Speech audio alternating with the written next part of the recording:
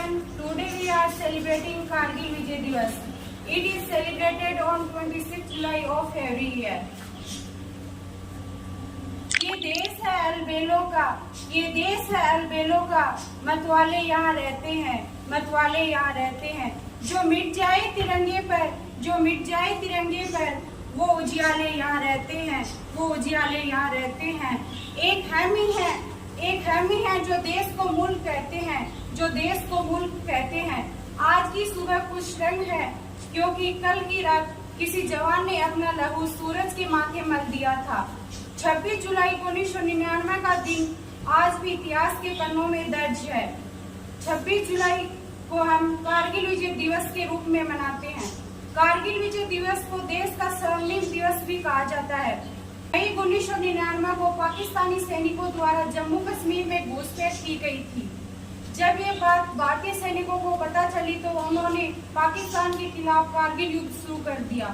कारगिल युद्ध में भारतीय सैनिकों ने अपने शौर्य और वीरता का परिचय देते हुए भारत माँ की रक्षा और इज्जत के लिए अपनी जान भी गंवाई थी।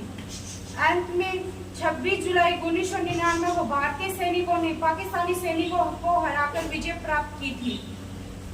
इसे हम सभी भारतवासी 26 जुलाई को कारगिल विजय दिवस के रूप में मनाते हैं।